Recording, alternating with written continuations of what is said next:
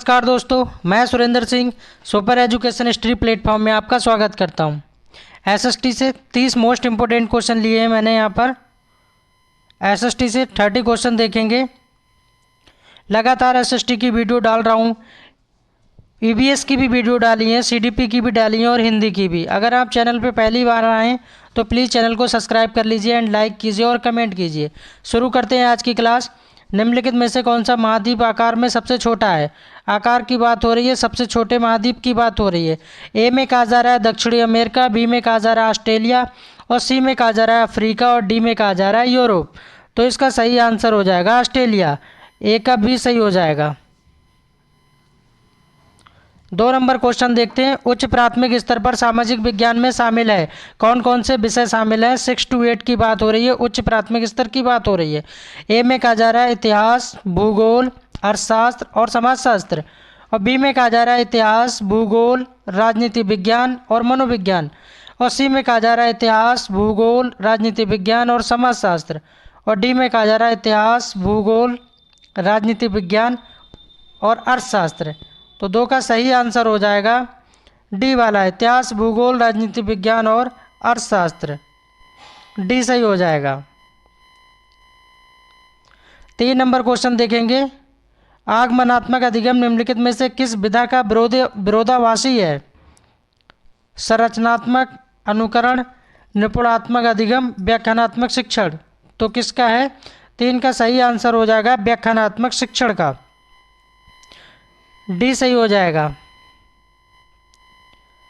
4 number प्रश्न देखेंगे। अजंता गुफा चित्रों में इस्तेमाल किए गए रंग निम्नलिखित में से किस सामग्री से प्राप्त किए गए हैं? पशु अंगों के अवशेष से, पौधों और खनिज से, स्लेट से या ग्रेफाइट से। तो 4 का सही आंसर हो जाएगा पौधों और खनिज से प्राप्त किए गए हैं। बी सही हो जाएगा। और सभी भाई बहन मेरे चैनल को लाइक ज़रूर करेंगे और वीडियो को लाइक करेंगे और कमेंट करके बताएंगे कि आपका स्कोर कितना जा रहा है 30 में से। 5 नंबर प्रश्न है। सबसे पुरानी पांडुलिपियां किस लिपि पर लिखी गई थी? किस पे लिखी गई थी? 5 नंबर क्वेश्चन में पूछा जा रहा है। पत्थरों पर, कागजों पर, लकड़ी पे, ताड़पत्रों पे। तो किस पे लिखी गई थी? डी इसका सही हो जाएगा, ताड़पत्रों पर। नेक्स्ट क्वेश्चन है 6 नंबर।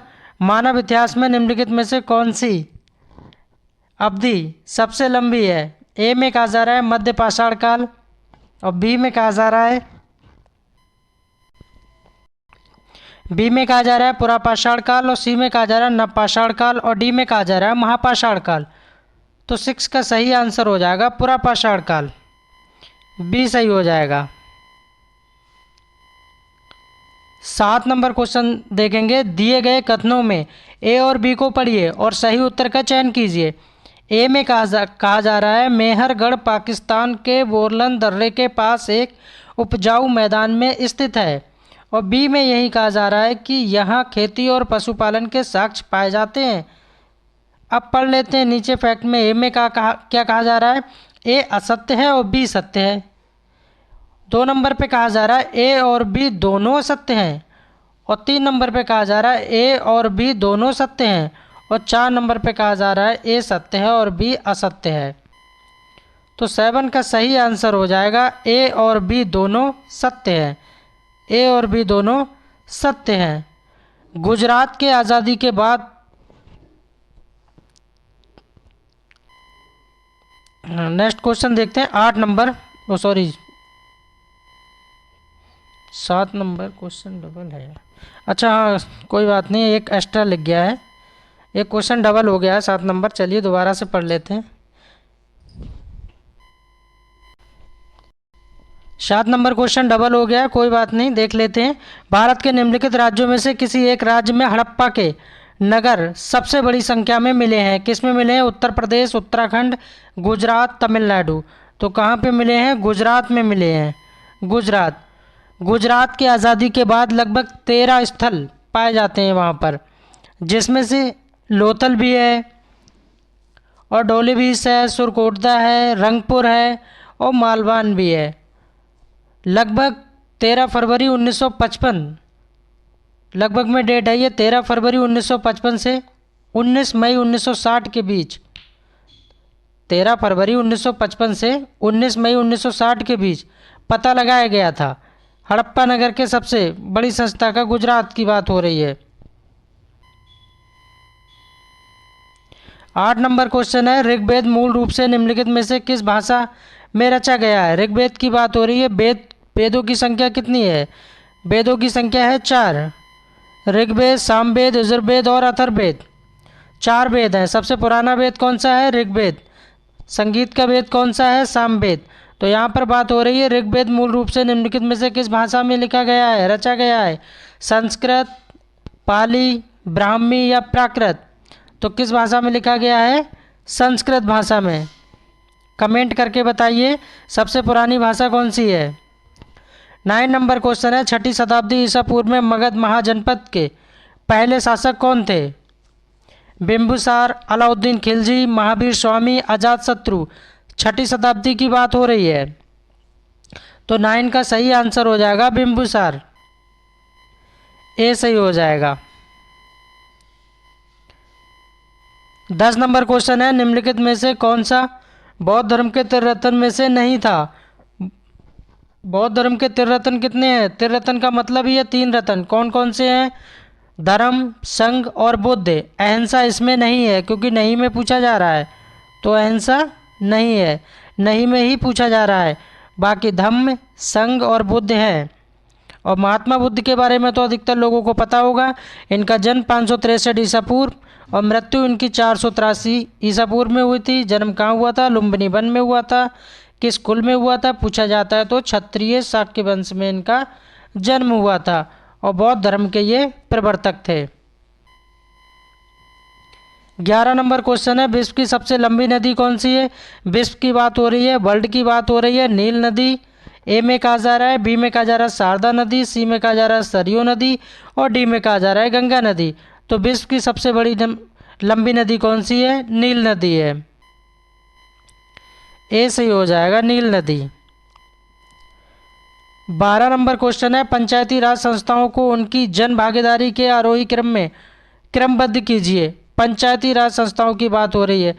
पंचायत समिति, ग्राम पंचायत, जिला परिषद। अब यहाँ पर सही विकल्प का चयन करना है हमको। इसमें क्या ए बी सी सही होगा या सी बी ए सही होगा या बी ए सी सही होगा या सी ए बी सही होगा? तो 12 का लगा लेंगे हम क्रम से। बी ए सी सही हो जाएगा, इसका बी ए और सी सही हो जाएगा। तो सबसे पहले क्या आएगा? बी में ग्राम पंचायत आएगा और ए में क्या आएगा? फिर उसके बाद हम पंचायत समिति लगाएंगे और लास्ट में क्या लगाएंगे? जिला परिषद लगाएंगे। तो बी ए सी इसका सही आंसर हो जाएगा, यानी थर्ड वाला ठीक हो जाएगा। 13 नंबर क्वेश्चन है, बहुवैकल्पिक प्रश्नों पर आधारित आकलन के विषय में कौन सा कथन सत्य है?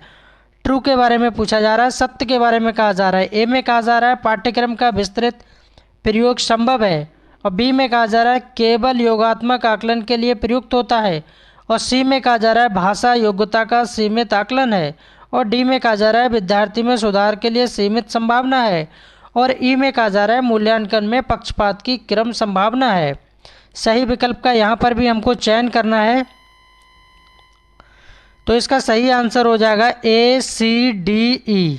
क्या हो जाएगा? ए सी और डी और ई सारे सही हो जाएंगे। मैंने आपको निगेटिव और पॉजिटिव टैग वर्ड बताए थे कि केवल अगर कहीं पर आ जाए तो उसको काट देना है, और यहाँ पर 2 में देखिए केवल योगात्मक आकलन के लिए प्रयुक्त है। जब बी हट जाएगा तो बाकी सारे ठीक हो जाएंगे, ए सी डी और ई ठीक हो जाएंगे।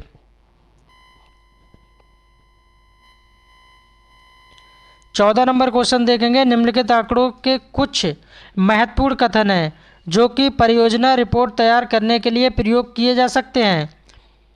ए में कहा जा रहा है राज्य सरकार और बी में कहा जा रहा है केंद्र सरकार और सी में कहा जा रहा है समाचार पत्र और डी में कहा जा रहा है विकिपीडिया। उपयुक्त में से कौन सा विश्वसनीय तथा प्रमाणिक माना जा सकता है? ए में है ओनली ए बी सी और 2 में है ओनली ए और बी और 3 में है ओनली बी और सी और 4 में है ओनली बी और डी। तो क्या सही हो जाएगा इसका? 14 का 14 का सही आंसर हो जाएगा ओनली ए और बी ठीक है, राज्य सरकार और केंद्र सरकार। ओनली ए और बी ठीक है, राज्य सरकार और केंद्र सरकार। उम्मीद करता हूँ सारे फैक्ट क्लियर हो रहे होंगे। मैं लगातार एसएसटी, ईवीएस और हिंदी की वीडियो आपको दे रहा हूँ। और प्लीज़ अगर आप चैनल पे पहली बार आएँ तो चैनल को सब्सक्राइब जरूर कर लीजिए एंड लाइक कीजिए वीडियो को और कमेंट करके अपना स्कोर बताइए। 15 नंबर क्वेश्चन है, तटीय प्रदेशों और शुष्क प्रदेशों में मृदा संरक्षण का सबसे उचित तरीका कौन सा है? मल्च बनाना, चट्टान बांध, या रक्षक मेखलाएं, या वेदिका फार्म। तो 15 का सही आंसर हो जाएगा रक्षक मेखलाएं। सी सही हो जाएगा, रक्षक मेखलाएं। 16 नंबर क्वेश्चन देखेंगे, सरकार के विभिन्न अंगों जैसे विधायिका, कार्यपालिका और न्यायपालिका के बीच शक्ति को कहा जाता है? क्या कहा जाता है? ए में कहा जा रहा है शक्ति का क्षैतिज विवरण, और बी में कहा जा रहा है शक्ति का संघीय विवरण, और सी में कहा जा रहा है शक्ति का लंबवत विवरण, और डी में कहा जा रहा है शक्ति का पार्श्व विवरण।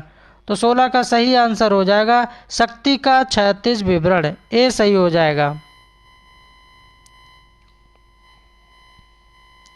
17 नंबर क्वेश्चन है, विद्यार्थियों में व्यक्तिगत भूगोल की समझ के विकास में सबसे प्रभावी क्रियाकलाप कौन सा है? विद्यार्थियों की बात हो रही है, स्टूडेंट्स की बात हो रही है। ए में कहा जा रहा है स्थानीय पार्क घूमने के लिए साप्ताहिक योजना तैयार करना। आपके आईक्यू लेवल को चेक करेगा क्वेश्चन, पेडागोजी का क्वेश्चन है। ए में कहा जा रहा है स्थानीय पार्क घूमने के लिए साप्ताहिक योजना तैयार करना। क्या ऐसा हो सकता है? बी में कहा जा रहा है रोजाना स्थानीय पार्क जाने की योजना बनाना, और सी में कहा जा रहा है विद्यार्थियों को विद्यालय के बगीचे का स्वामित्व देना और उन्हें उनकी मर्जी से गतिविधि करने की अनुमति देना, और डी में कहा जा रहा है विद्यार्थियों से उनके चयन और रुचि के अनुसार विद्यालय भेजना, विद्यालय के खेल मैदान को व्यवस्थित करना। तो 17 का सही आंसर हो जाएगा विद्यार्थियों को विद्यालय के बगीचे का स्वामित्व देना और उन्हें उनकी मर्जी से गतिविधि करने की अनुमति देना। इससे बेहतर और कुछ नहीं होगा। स्थानीय पार्क घूमने के लिए साप्ताहिक जाते हो, ये सब गलत है। 18 नंबर क्वेश्चन देखेंगे, निम्न बातों पर विचार कीजिए और सही विकल्प को चुनिए। ए में कहा जा रहा है जनसंख्या पिरामिड का चौड़ा आधार भविष्य में बढ़ती हुई श्रमिक शक्ति का संकेत देता है, और बी में कहा जा रहा है एक देश की जनसंख्या में बड़ी संख्या में छोटे बच्चों की संख्या होने से देश के लिए श्रम बाजार में आर्थिक लाभ की स्थिति होती है, और सी में कहा जा रहा है जनसंख्या पिरामिड का आधार मृत्यु स्तर पर शिखर जन्म संख्या दर्शाता है। क्या सही हो जाएगा? ए में कहा जा रहा है ए और बी सत्य है, और बी 2 नंबर पे कहा जा रहा है केवल बी और सी सत्य है, और 3 नंबर पे कहा जा रहा है ए सत्य है, और 4 नंबर पे कहा जा रहा है केवल बी सत्य है। 18 का सही आंसर हो जाएगा केवल ए सत्य है, बाकी गलत है। और ए में क्या कहा जा रहा है दोबारा देख लीजिए, जनसंख्या पिरामिड का चौड़ा आधार भविष्य में बढ़ती हुई श्रमिक शक्ति का संकेत देता है। नेक्स्ट क्वेश्चन देखते हैं 19 नंबर, निम्न वंशों को क्रम में लगाइए। यहाँ पर क्रम से लगाना है, वंश दिए हुए हैं। जैसे ए में दिया है गुलाम वंश और उसकी डेट भी दी है कि 1206 से 1290 तक चला था। बी में दिया है सैयद वंश जो 14 से 1451 तक चला है, और सी में दिया है खिलजी वंश जो 1290 से 1320 तक चला है, और डी में दिया है तुगलक वंश जो 1320 से 1414 तक चला है। इन्हें क्रम से लगाना है, तो लगा लेते हैं क्रम से, कोई दिक्कत की बात नहीं है। 19 में तो सबसे पहले क्या आएगा? ए आएगा। सबसे पहले क्या आएगा? गुलाम वंश आएगा जो कि 1206 से 1290 तक चलता है। उसके बाद क्या आता है? खिलजी वंश आता है, और खिलजी वंश कितने पे है? फिर क्या आएगा? सी आएगा। और खिलजी के बाद तुगलक वंश आता है। तुगलक वंश किस में है? यहाँ डी आएगा। और तुगलक के बाद क्या आता है? सैयद आता है। तो फिर यहाँ क्या आ जाएगा? बी आ जाएगा। यानी ए सी डी बी किस में है? सेकंड वाले में है। तो 19 का क्या हो जाएगा? बी सही हो जाएगा। उम्मीद करता हूँ, क्योंकि पहले गुलाम वंश है, फिर खिलजी वंश है, फिर तुगलक वंश है, फिर सैयद वंश है, और उसके लास्ट में आ जाता है लोधी वंश जो कि 1451 से 1526 तक चला है। बहलोल लोधी इसके संस्थापक हैं। उसके बाद लास्ट लोधी वंश का अंत जो है बाबर कर देते हैं पानीपत के मैदान में 1526 में इनकी लड़ाई होती है और बाबर जीत जाता है और मुगल काल की यहाँ से एंट्री हो जाती है। 20 नंबर क्वेश्चन देखेंगे, जल एक संसाधन के संबंध में कथन ए और बी, ए बी सी को ध्यान में रखते हुए सही विकल्प का चयन कीजिए। ए में कहा जा रहा है पृथ्वी पर जल ना बढ़ाया जा सकता और ना ही घटाया जा सकता, ए में कहा जा रहा है। और बी में कहा जा रहा है केवल 2.7% पृथ्वी का पानी मानव उपयोग के लिए उपयुक्त है। और सी में कहा जा रहा है जल एक नवीनीकरण एक संसाधन है। अब इनके 1 से लेकर 4 तक पॉइंट पढ़ लेते हैं। Only A and B are true. 2 में कहा जा रहा है only B and C are true. और सी में कहा जा रहा है only A and C are true. और 4th नंबर पे कहा जा रहा है, डी में कहा जा रहा है A B and C are all true. तो 20 का सही आंसर हो जाएगा A B and C are all true, यानी कि ए और बी और सी तीनों की तीनों सत्य हैं। जो बातें यहाँ पर कही गई हैं फिर से दोबारा देख लीजिए। पृथ्वी पर जल ना बढ़ाया जा सकता और ना ही घटाया जा सकता, बिल्कुल बात ठीक है, जल हमारे हाथ में नहीं है।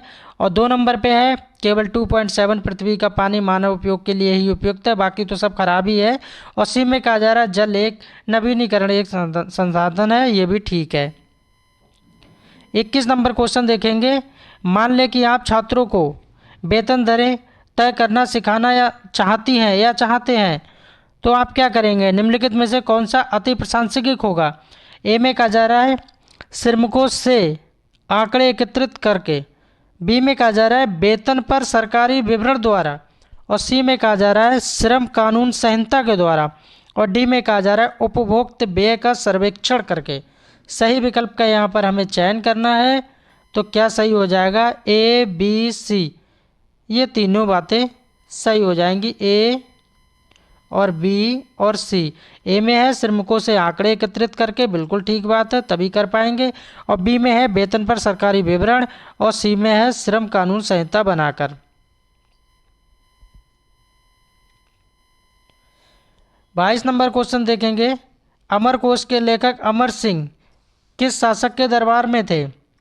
चंद्रगुप्त मौर्य, चंद्रगुप्त द्वितीय, स्कंदगुप्त, विष्णुगुप्त। तो 22 का सही आंसर हो जाएगा चंद्रगुप्त द्वितीय। किसके दरबार में थे? चंद्रगुप्त द्वितीय के दरबार में थे, बी सही हो जाएगा।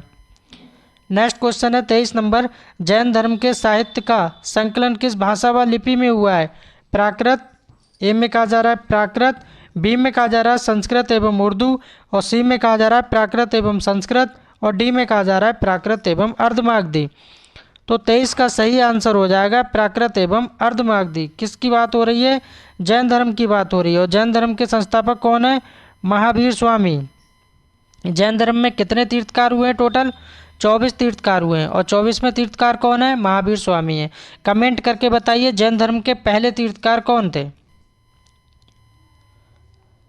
24 नंबर क्वेश्चन है, वह महाद्वीप जिसे the land of golden fleece के नाम से जाना जाता है?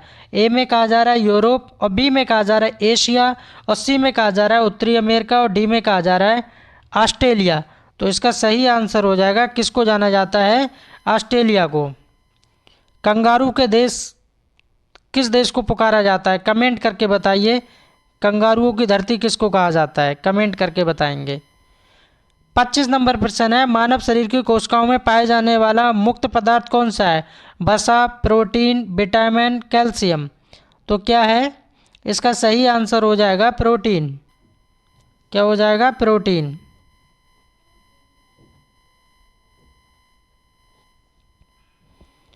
छब्बीस नंबर क्वेश्चन देखेंगे, भारत के अटॉर्नी जनरल जिसको न्यायवादी बोलते हैं की नियुक्ति किसके द्वारा की जाती है? ए में कहा जा रहा है प्रधानमंत्री यानी पीएम के द्वारा, बी में कहा जा रहा है राज्यपाल, और सी में कहा जा रहा है राष्ट्रपति यानी प्रेसिडेंट, और डी में कहा जा रहा है उपराष्ट्रपति। तो किसके द्वारा की जाती है? राज्यपाल के द्वारा की जाती है। राष्ट्रपति के द्वारा की जाती है। किसके द्वारा की जाती है? प्रेसिडेंट यानी राष्ट्रपति के द्वारा की जाती है। और कमेंट करके बताइए कि राज्य का जो मुख्यमंत्री नियुक्त होता है उसकी नियुक्ति कौन करता है। 27 नंबर क्वेश्चन है, नगर निगम का प्रधान कौन होता है? नगर निगम की बात हो रही है, ग्राम प्रधान या सचिव या मेयर या सरपंच। तो 27 का सही आंसर हो जाएगा मेयर। कौन होता है? मेयर होता है। मेयर को चुना जाता है, मेयर। सी सही हो जाएगा। 28 नंबर क्वेश्चन है, भारतीय प्रायद्वीप की सबसे लंबी नदी कौन सी है? गंगा, यमुना, गोदावरी या सरयू? तो 28 का सही आंसर हो जाएगा गोदावरी नदी, गोदावरी नदी। और इस वीडियो का सेकंड लास्ट क्वेश्चन है 29 नंबर, भौगोलिक दृष्टि से भारत की प्राचीनतम श्रृंखला कौन सी है? ए में कहा जा रहा है हिमालय, बी में कहा जा रहा है माउंट एवरेस्ट और सी में कहा जा रहा है अरावली और डी में कहा जा रहा है इनमें से कोई नहीं। 29 का सही आंसर हो जाएगा अरावली। ये प्रीवियस ईयर में क्वेश्चन पूछे गए हैं एसएसटी के मुताबिक। मैंने यहाँ पर बहुत अच्छे क्वेश्चन लिए हैं, लेवल के क्वेश्चन लिए हैं, ताकि आप सीटेट में एक अच्छा स्कोर करके आएँ। लास्ट क्वेश्चन है इस वीडियो का 30 नंबर, गंगा एवं ब्रह्मपुत्र की संयुक्त जलधारा किस नाम से जानी जाती है? ए में कहा जा रहा है रोशनी, बी में कहा जा रहा है गोदावरी और सी में मेघना और डी में बेखानद। तो इसका सही आंसर हो जाएगा मेघना।